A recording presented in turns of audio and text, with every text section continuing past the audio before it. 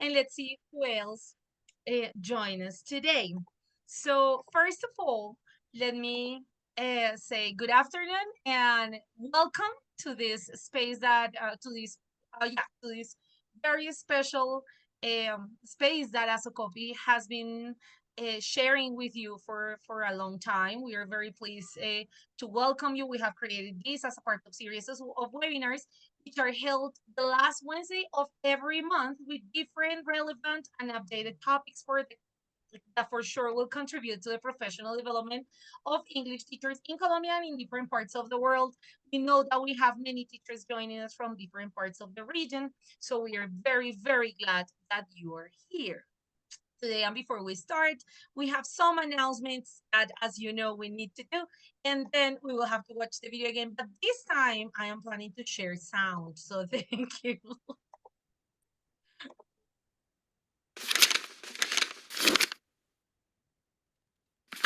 Hello everyone, I have two invitations for you today. Firstly, I warmly invite you to become a member of the Colombian Association of English Language Teachers, ASOCOPI. Second, it's my pleasure to invite you to participate either as a speaker or as an attendee in the next ASOCOPI conference. This year, the conference is a special one as ASOCOPI will be partnering with La Alta, the Latin American Association for Language Testing and Assessment. The theme of the conference this year is Democracy in Language Education, Teaching and Assessing for Social Justice. It will be held at Universidad del Norte in Barranquilla between October the 3rd and the 5th. In this event, I will be participating in two ways. In my plenary, I will be exploring the relationship between teachers' language assessment literacy and social justice. As a workshop facilitator, I will be walking teachers through a hands-on approach through the design of assessment instruments that promote language learning and, most importantly, support social justice. Being an ASOCOPI member and participating in this year's conference bring benefits that are best enjoyed when experienced. So, see you in October in La Arenosa. Bye-bye. All right, now you could hear this very special invitation from Dr. Frank Giraldo. He's one of our national plenary speakers, also an expert in assessment. That is one of the things that got us together today. And we have also some special announcements. Don't forget to follow us in our social media. We are in Facebook, Instagram, X, and of course on our webpage, in which you can find all information related to our association and all the special events and special things that we have for you. We always have things for you. Remember that very soon it's the nominations deadline for the Claire de Silva Award. You can nominate individuals who have dedicated their lives to strengthening and enriching the association, or an institution that has demonstrated commitment and support for the association objectives. Our Claire de Silva nominations, you can find also all the conditions in our webpage. We are waiting for you. Barranquilla is waiting for you. October 3rd to the 5th, we are going to have our 59th National and 5th International ASOCOPI and 4th La Alta Conference, Democracy and Language Education, Teaching and Assessing for Social Justice. If you are going to be one of our speakers, please remember you are just on time. And if you want to go as an attendee, everything is open so you can join us. It will be at Universidad del Norte. Well, and today we are very happy because you asked for it. Many people were asking for this opportunity. So please welcome Dr. Amanda Minnillo, a professional learning specialist at AVANT Learning with a background as a K-12 world languages and dual language immersion teacher support specialist. She started her career as a high school French teacher and has extensive experience in K-12 and adult education. Amanda is known for her dynamic presentations on inclusion, language proficiency, cross-curricular training at various conferences, and she's a certified instructional coach. She has led curriculum writing teams and supports professional learning programs. Her research focuses on supporting dual language immersion and world language educators. At AVANT, Dr. Minnillo is dedicated to enhancing language learning programs and instructional practices. And today, we are going to talk the word language Odyssey and how to make informed decisions. So, Amanda, we're very happy to have you here again. Welcome. How are you? I am so excited to be here with you guys. Thank you for having me. Okay, Amanda. So now you can share. We are waiting still for more people to come, but we are going to honor the time of those who are here already. And we are recording the session so those who are not here yet can see everything in our YouTube channel. Oh, all right. Can you guys see my screen? Yes, we can see. Okay, so in the chat, and I'm going to put that in there for you guys, I'm going to put a note catcher link so that you can access any of the resources that I show you guys today. They're going to be available there to you on the note catcher. And so, yeah, today we're going to talk about the World Language Odyssey or the Language Odyssey. How do we use data to create a language journey for our students? And so you will see that note catcher in the chat for you guys. Just a reminder with the note catcher, it is hyperlinked. So all you have to do is click on the words that are blue on the right-hand column, and it will pull up those resources for you. Great. So today's learning targets, I can state the difference between performance and proficiency and why it matters. I can interpret student proficiency data, and of course, we can use that data and the CEFR benchmarks to inform our instruction and our programs. So are we ready to go, my friends? Yes. All right. Very nice from you to share. I already have my copy here. I'm so excited. So what I want you guys to do is I'm going to play a little video for you. And if you don't see or if you don't hear sound, that's okay. Because it is actually just, there's no words said, so it's just music. But I'm going to play a video for you. And I just want you to tell me or write 30 words about what happened in the video. And you can prep it in the chat if you want. But again, it's just write 30 words about what happened.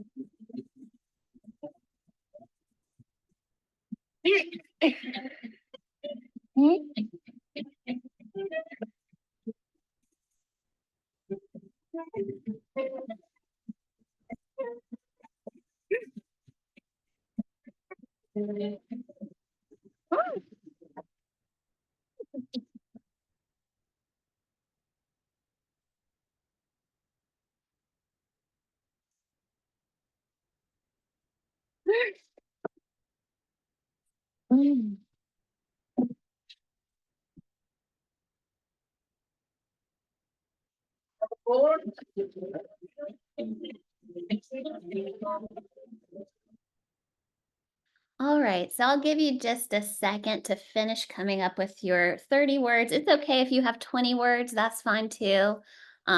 Just your words is all I need. And if you've got some, go ahead and put them in the chat. All right. Okay. So let's start writing the words, or if you, as I was doing, we're writing them in the form, maybe you can just copy paste them in the chat. I'm gonna do that with mine. And see, of course, there can be some misspelling because as I was watching, I was writing. So what about you guys? What did you see in the video? What words you come up with? Let's wait for our participants to write some words in the chat, please. Let us see your thoughts. Let's make our thinking visible. 30 words. What happened? What in the video? happened? About the video. I noticed that I am an adjective girl. I mean, like most of my words are like the way she was feeling. I like it. Okay, anybody else wants to share your words, please? Stress. Very good. Well, here we go. I feel old, but that's a story that explained when I was little, and it's about not judging and assuming things. The old lady thought the boy was stealing her snack, but it was her doing it. Embarrassing. That's right. I love it. Well, and just by looking at what you guys have put in here, we all had different takes on it, right? So we see generational gap, frustration, embarrassment.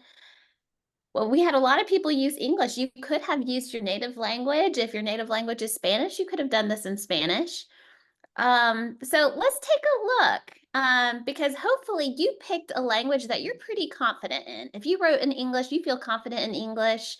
If you were writing at home and you wrote in Spanish, you feel confident in Spanish. So I want to measure your proficiency now. So let's take a look. Did you meet my unspoken expectations?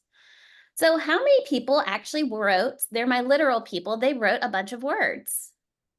I see several of you, right? A lot of people wrote words. Who told complete connected sentences, told a sequential story? Oh, there was also one person who was doing that. There was one person who did. Who wrote in the past tense because I said what happened? I see Mary did.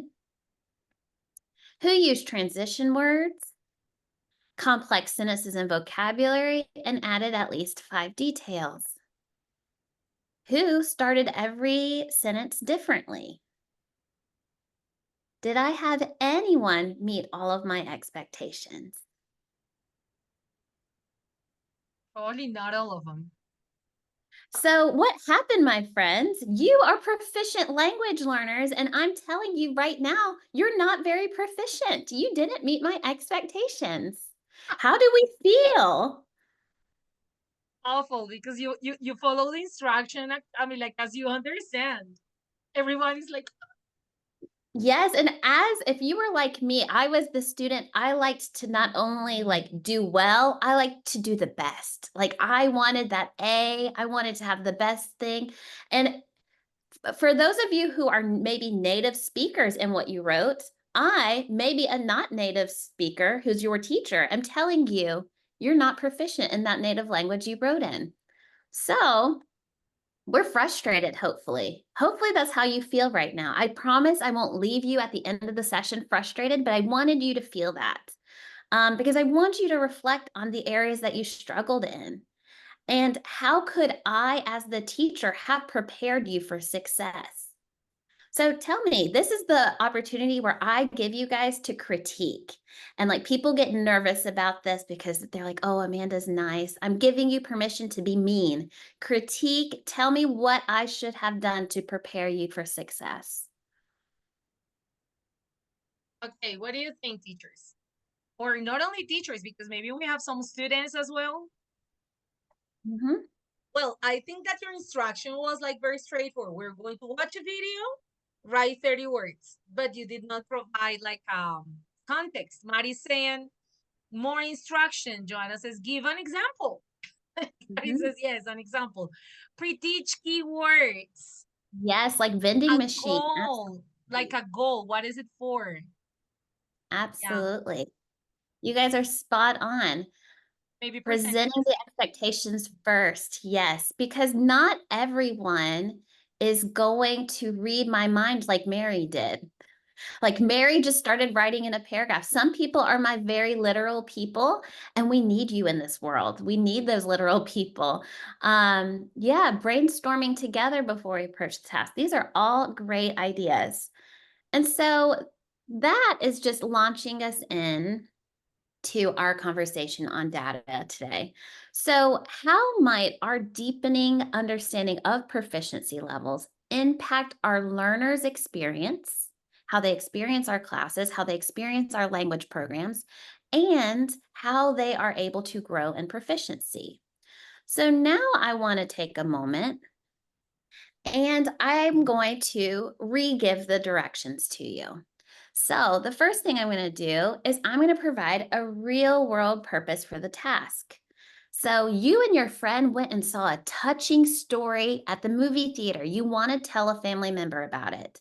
Tell the story. And now, knowing what proficiency level I am expecting and what the proficiency expectations are for those levels, I'm going to change my directions. So if I have a very beginner who is pre A1, I might simply ask them, what do you see? And I'm going to give them the sentence starter, there is.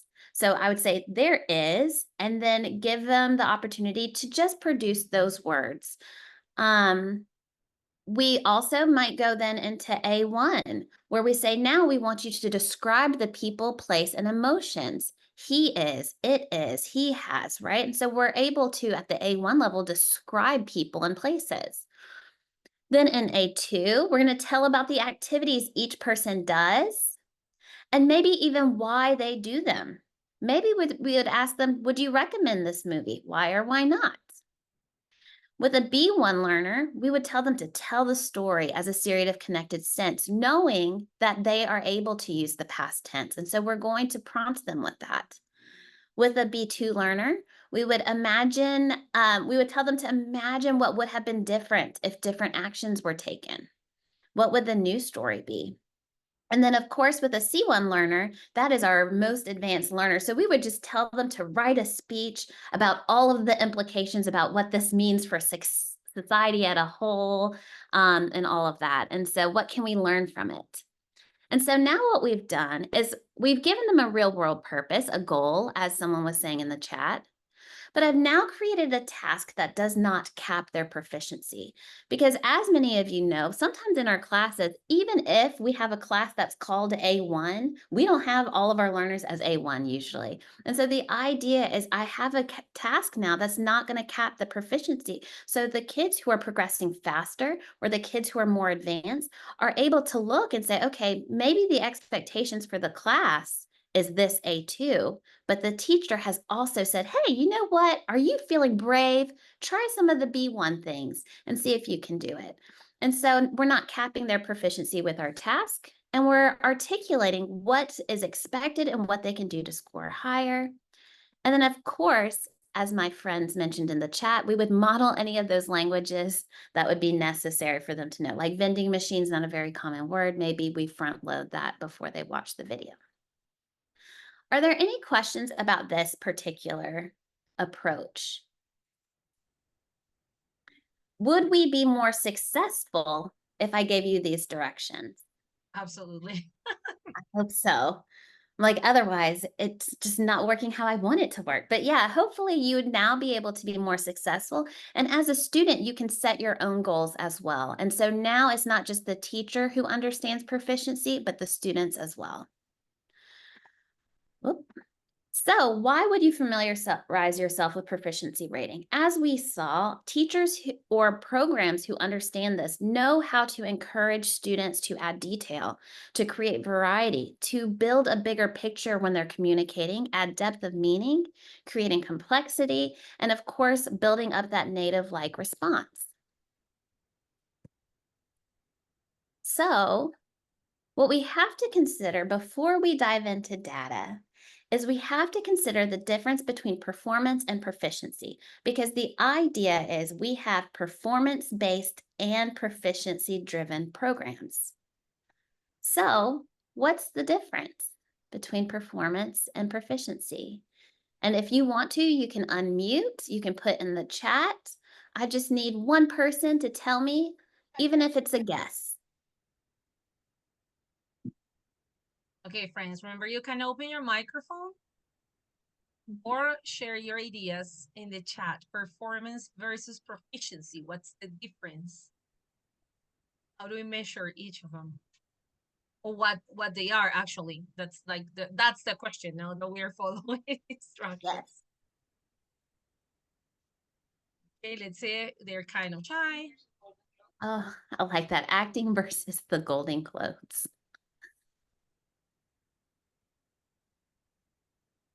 I like it. Anyone else?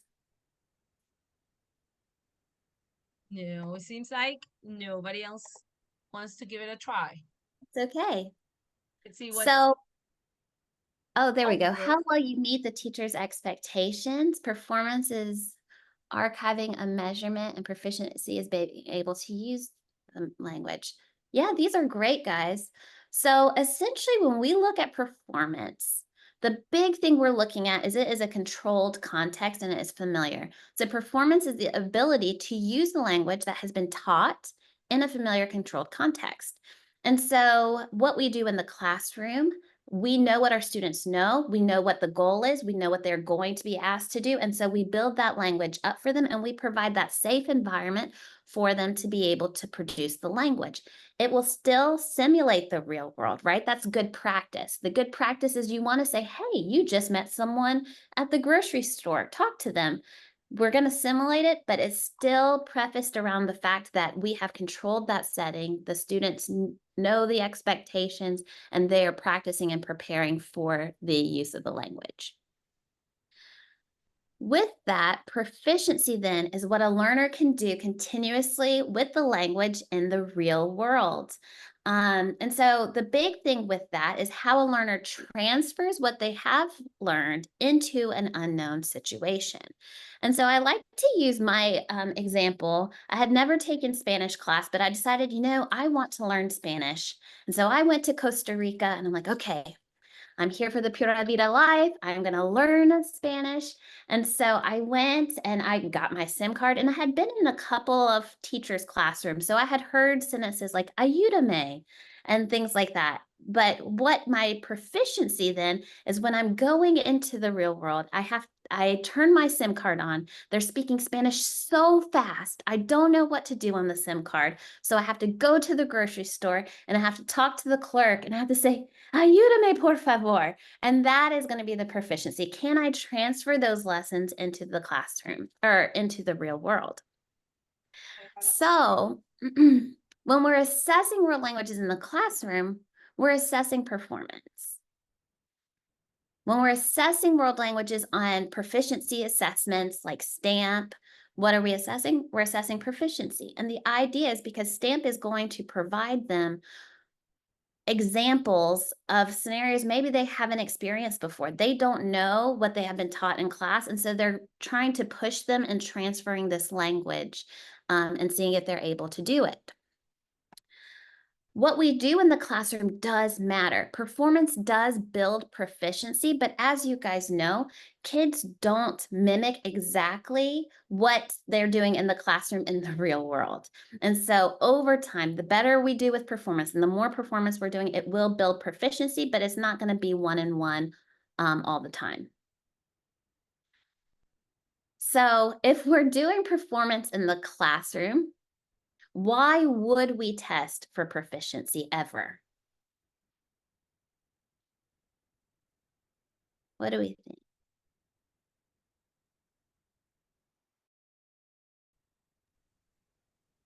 Good question. Yeah.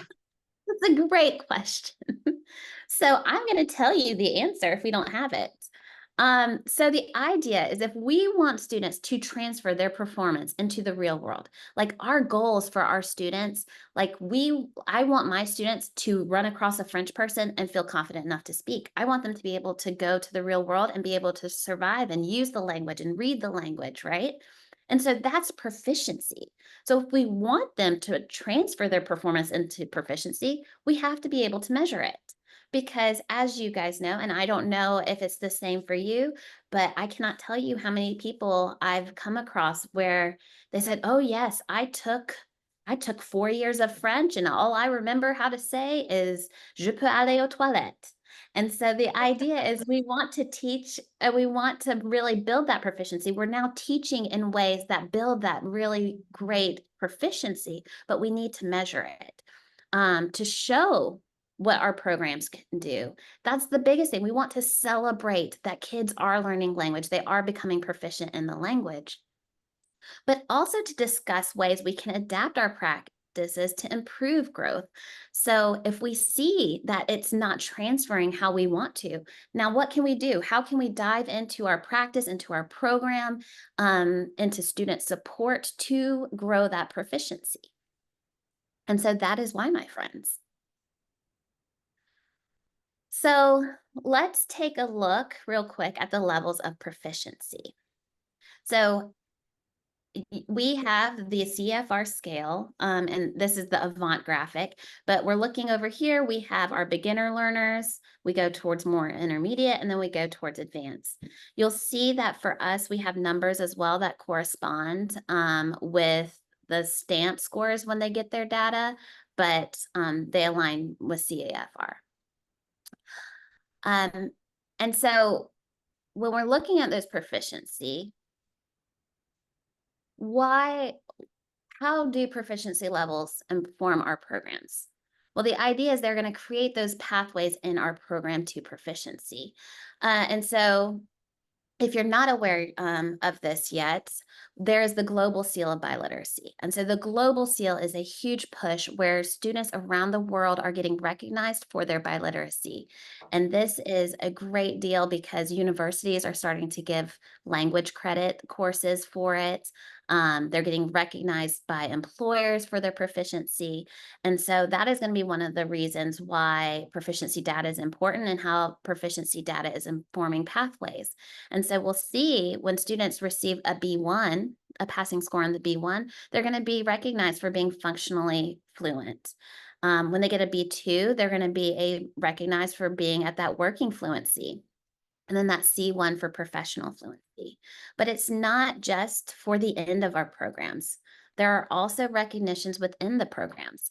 And so even our littles in middle school, elementary school, they're able to receive pathway ribbons.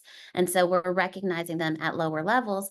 And as you guys know, this helps with enrollment for programs. This helps empower students to continue their feeling the success and recognizing that they are growing in the language rather than the focus on, oh, my accents aren't right. They actually have a tangible thing that they're growing.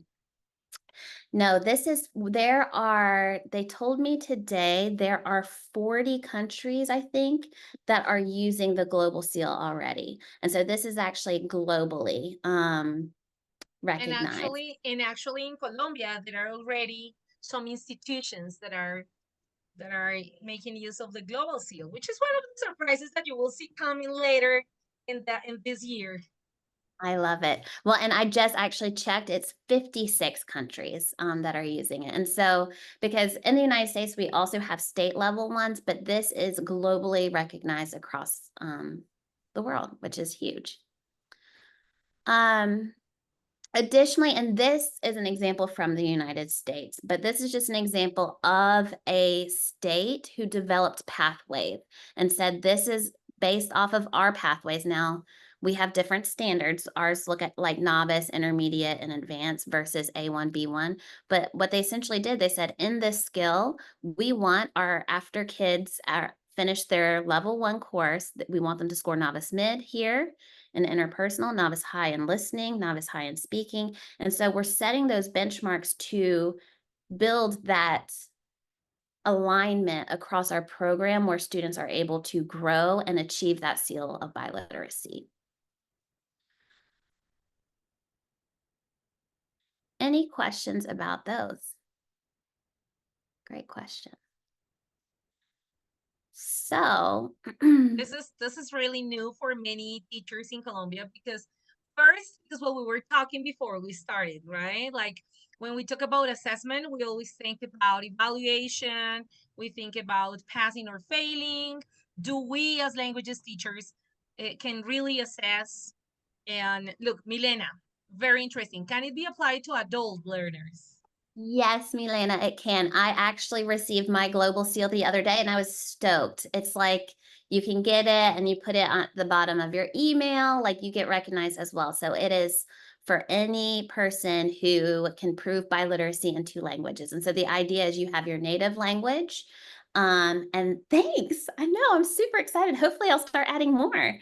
But yeah, you prove your native language proficiency, of course, by typically they let you prove by, you know, like for the kids, typically, like if they pass their Spanish class or whatever, then they get that proficiency.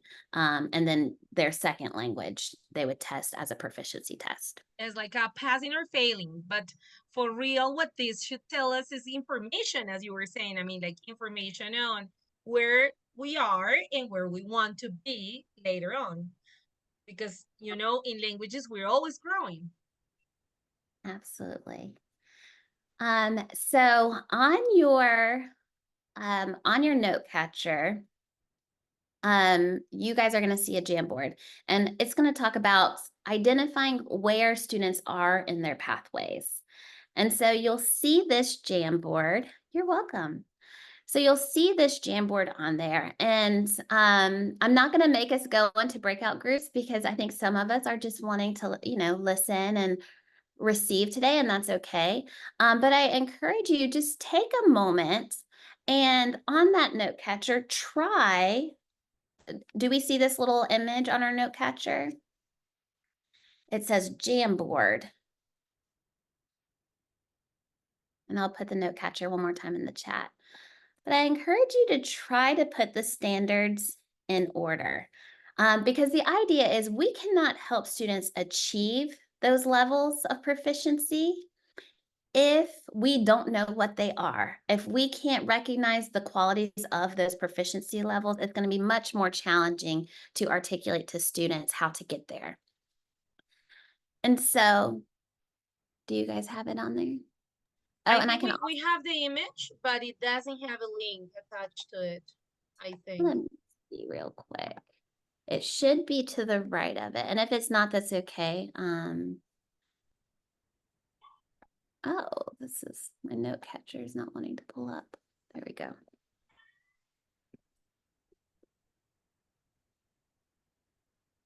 Doo-doo-doo. Yeah, we have the image, and oh yeah, I just never gave it to you. picture, That's but yeah. okay. So if you want to play around with it later, I will send that to you guys because this is an activity that you can do with your students as well, where Yes, they can please. just start to think through the different proficiency levels. And so the idea, this is a Jamboard, and what you would do is you can make the boxes bigger or smaller. It's interactive, so you can move these boxes, and you would put them in order of from pre-A1 to C1. And I'll tell you guys, if you do it with your students, I'll tell you guys the answer to the puzzle as well. But we're going to look at what the indicators are. That is the answer. So if you do it with your students, that is the answer code. But it's a really great activity so that students can start identifying, okay, what is this expectation in the class and what can I do to grow? But it's also a great activity for teachers to do. And when we look at what that looks like, it's highlighting those key words that we see in the different proficiency levels. So for a pre-A1, we are looking at words and list. So some of you who were native or very advanced speakers for that first activity, you provided me a pre-A1 response because you just gave me a word and list, right? And so the idea is I have to coach you. How do I coach you to get A1? So maybe I'm gonna start telling you to connect your words with subjects and verbs. Maybe start having phrases and, if you even can, simple sentences. And we're looking at those in A1. And then in A2, we're starting to look at independent sentences. So are you creating ideas? And of course, we have other things that go with that, like adding detail, variety of sentence forms. I'm going to coach you to have better control, maybe, of the language at A2. But notice, I'm not correcting your grammar in pre-A1 or A1 because that happens in A2. I'm building your proficiency in A1, and then I'm going to start looking at accuracy in A2. Then when we get to B1, we're now connecting sentences. And so we're gonna have to start teaching kids to make those connections to sentences with transition words. We're gonna now look at narrating past events, control of some complex language. Then in B2, create clear, detailed speeches. A wide range of subjects. So we have to expand the subjects we're asking students to talk about. And now we're looking at variety of transition and linking words. And then, of course, when we get to C1, a variety of audiences. So can we adapt our message depending on who we're talking to? A variety of topics, technical language, and breadth of vocabulary. And so by knowing and identifying those key things that power up the proficiency to the next level, I can articulate those to students for them to improve.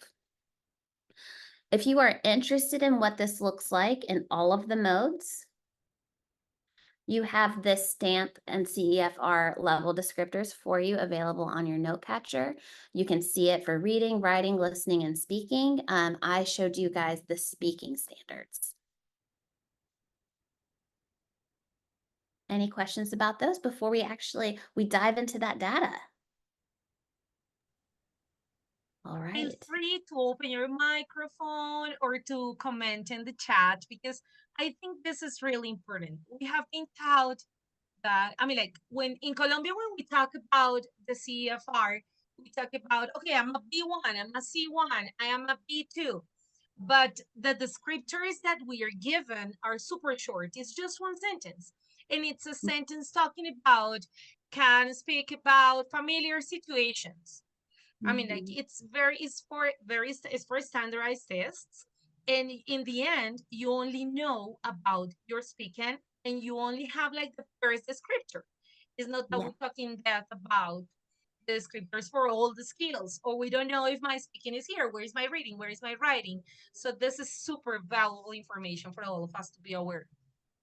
Absolutely. And even for adults as well, it's like I wanted to grow my proficiency. And I was like, okay, what do I need to do to grow my Spanish proficiency? And so being able to have these, even we have teachers who post them in the classroom where the students can see the pathway and say, okay, I'm an A1, but I want to be an A2. So these are the things I'm going to start trying to do. It's really important for that articulation to start happening. So when we look at student proficiency data, we do a research-based protocol because this is a non-threatening way. So I'm just going to show you guys this protocol. And we're going to just look at some samples of data that we can get from proficiency assessments.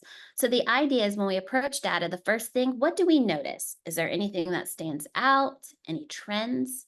What do we wonder? Do we see possible connections, causes, questions about the situation or the data? And then what does this mean? So looking at all of that, what does this now mean for instruction and for our program goals? So on the STAMP proficiency assessment, you would get, as a teacher or a program administrator, you would be able to see this. This is the class data dashboard for one class. So if we look at this class data, I just want you guys to take a minute or two and jot down, what do you notice about the data? What do you wonder? And what are the implications? What does this mean for the classroom or perhaps the program? More so the classroom because this is class data. And you can see those questions at the top up here. I notice, I wonder, I think this means.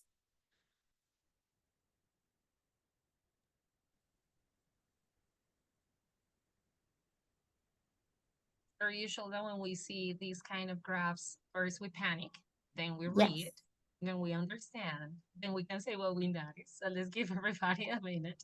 What do you guys think? What do you notice? What do you wonder? What do you think it means when you see this from a class? Let's see Marta, let's say Milena, Mari, Jeff. What do you guys think?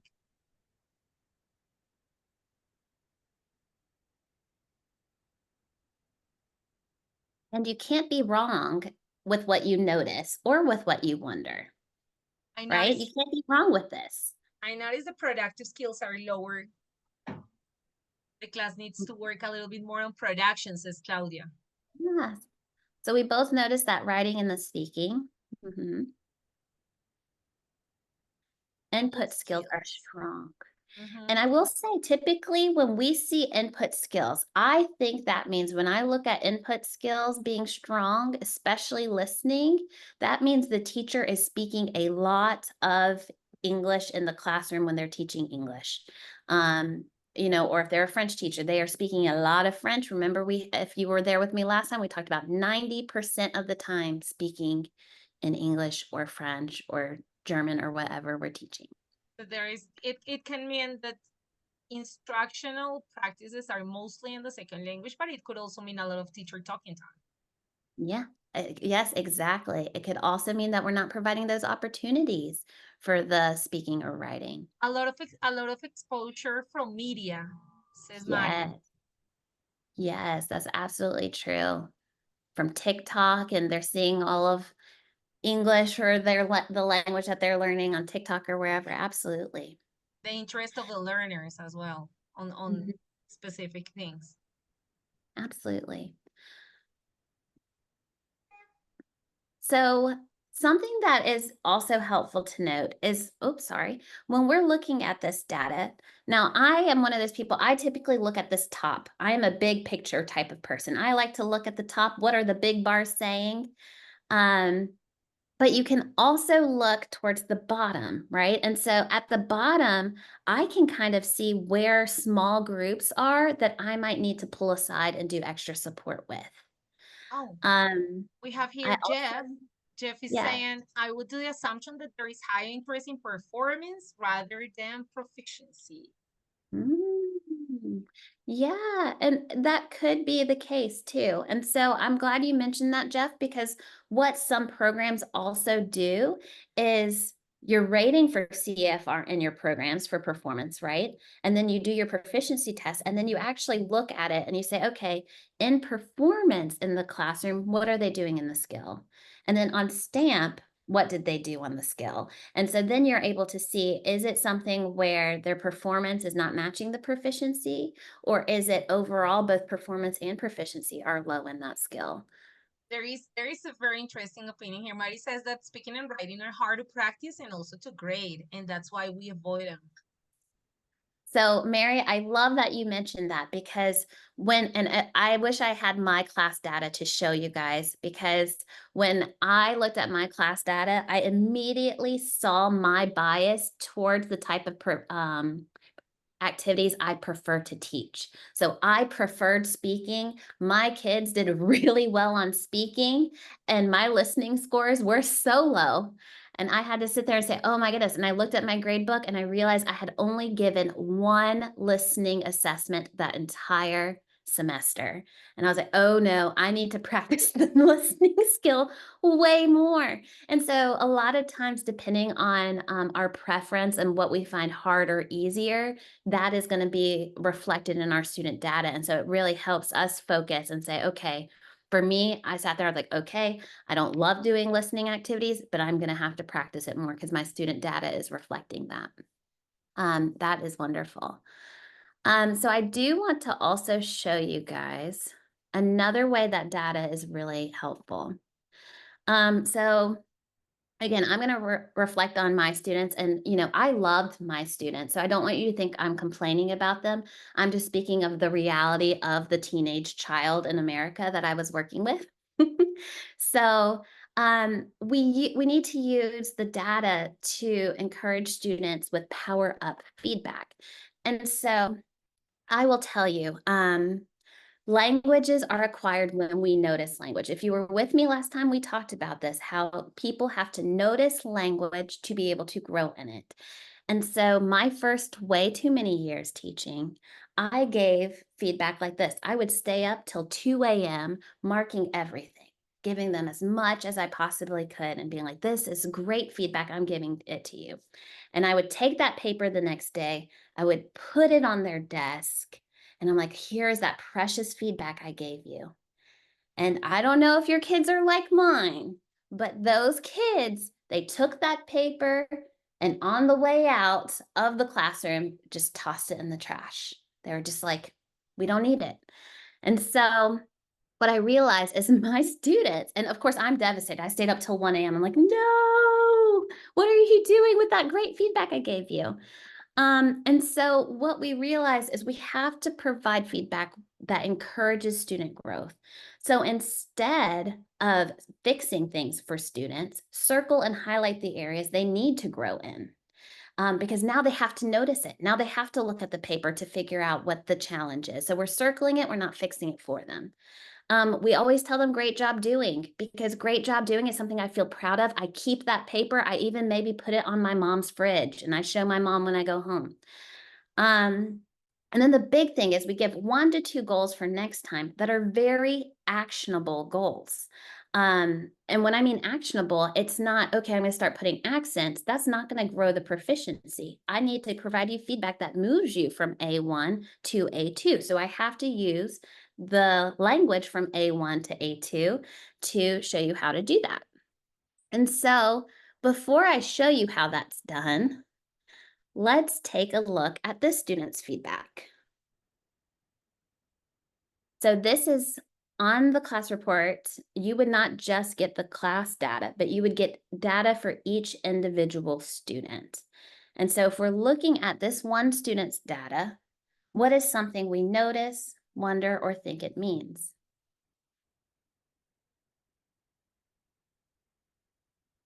Yes.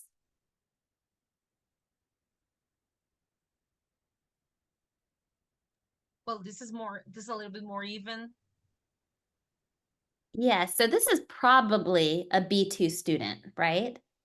This is probably a B2 student. So what do we think this type of data means?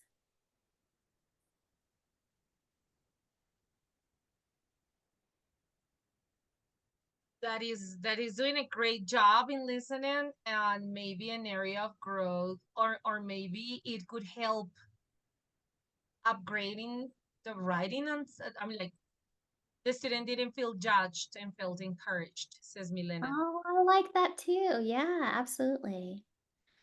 And we see ready for the real world. And so what we also need to consider is just because a kid met the expectation and they're meeting it, I mean, this kid may very well meet this data the very first month of the class. Then what do you do? Do you just sit there and just keep B2ing him until he's bored and his head's on his desk and he's just annoyed that he's even in the class? Or do we say, okay, we're going to start giving you some C1 prompts, because I want to motivate you. I want to be intentional about how I support you.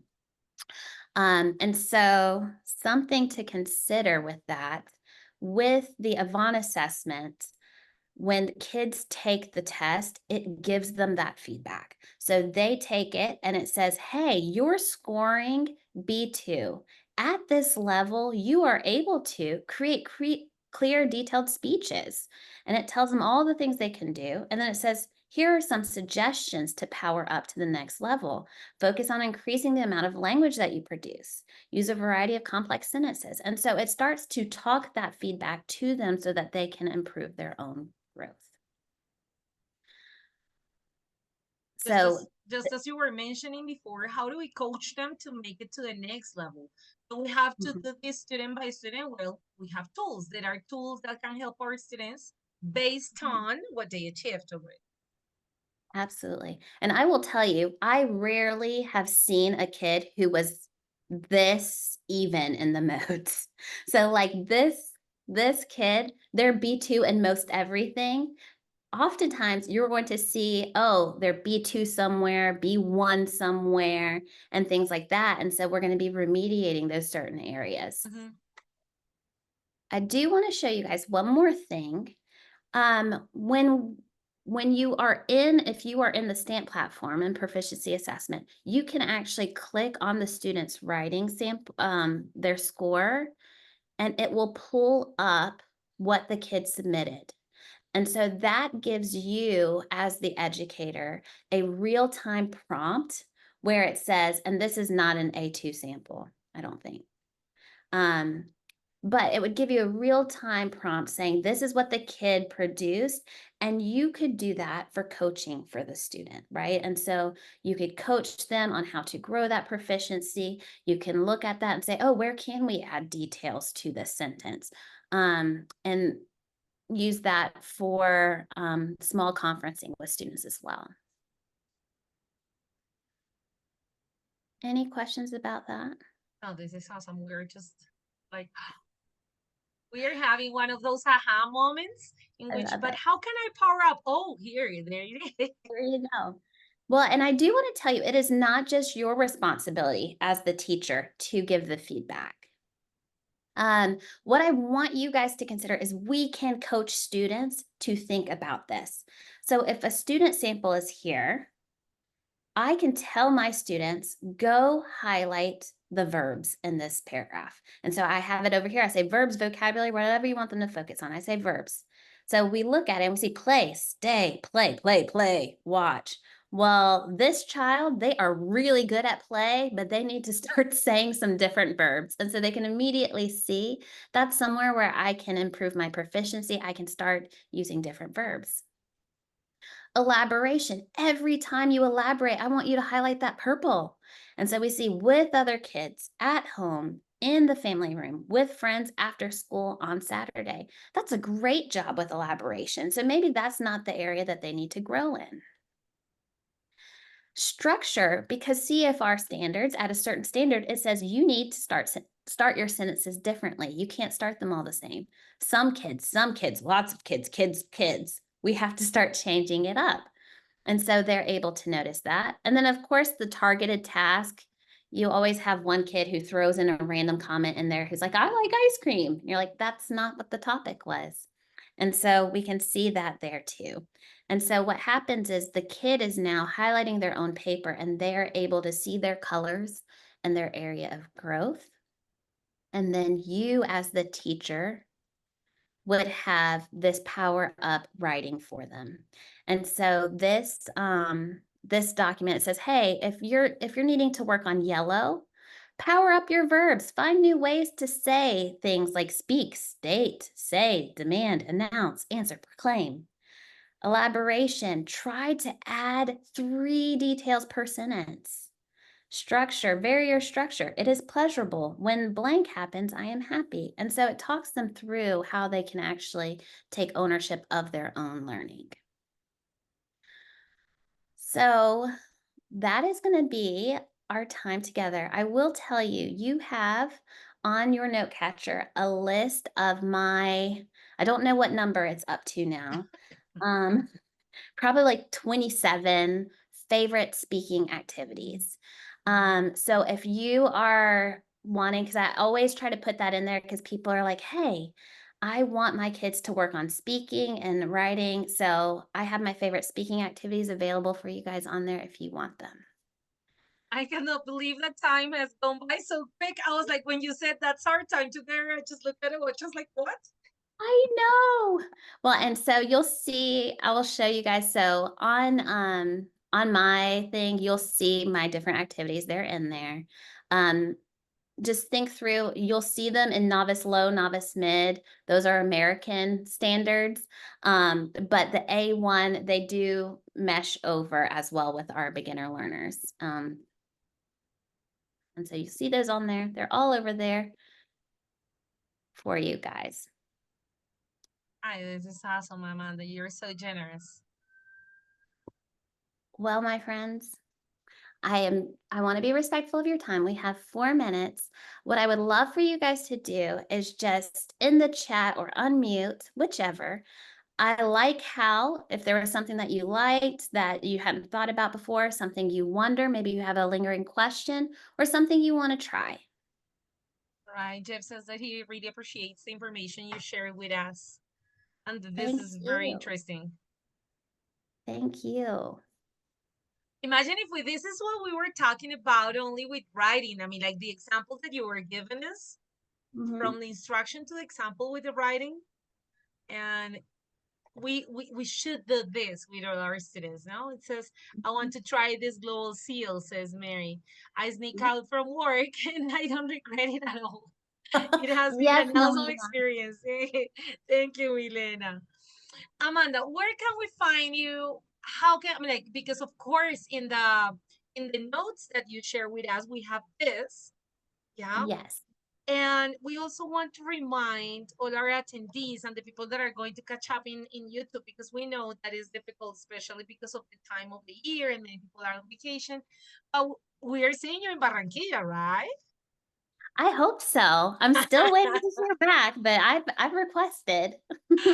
All right. For those of you who don't know, we invited Amanda for several reasons. First, because in her last webinar, it was, I mean, like everybody was looking forward to hear more, because there are so many strategies. These are refreshing ideas, as Claudia is saying. And when we talk about assessment, we are usually so afraid. And this is an open invite. I mean, like for everybody to look for Amanda. Amanda, I follow you in LinkedIn. And I Yeah. all time look at what you're sharing, because I'm learning so much and really enjoying this path. I mean, like we don't need to suffer assessment. We need to use this information to make decisions. And Avant is one of our partners for our Congress in Barranquilla this year. So we are looking forward to hear more from you. We know that Avant is going to have a couple of presentations also, is going to have a couple of sessions in the concurrent sessions. So I am sure that everybody wants to hear more. And remember that you can also see Amanda's previous webinar in our webpage. All right. So please make sure you follow her. You're going to keep learning so much. And you Well, are and I just going love to everywhere, no? follow my friends.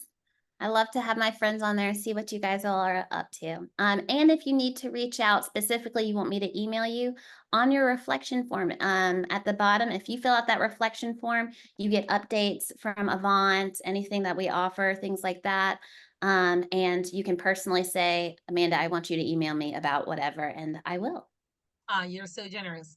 Thank you very much for joining us today, Amanda. I need to give some closing information, but we really appreciate, and we would let you know as soon as we are in the YouTube with this amazing webinar. We know that there were many people looking forward to it.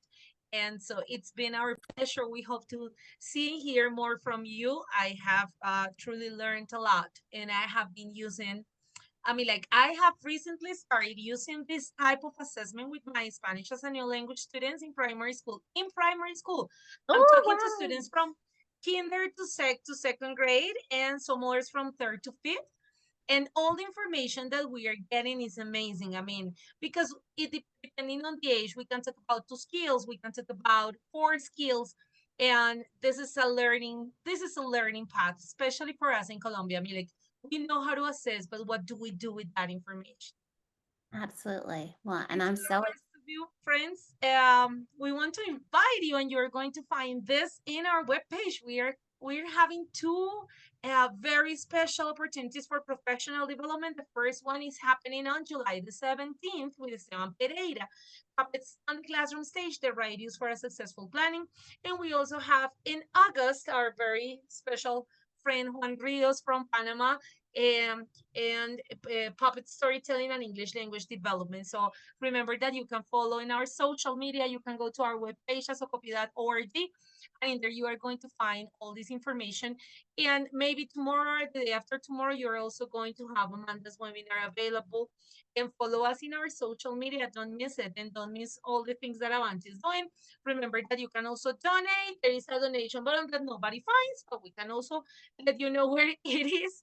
And we will be seeing you in Barranquilla, and of course on the last Wednesday every month. Amanda, thank you very much. Everybody, thank you very much for joining us. So many more things to say. Hope to see you soon. thank you. Friends, our pleasure. Bye-bye.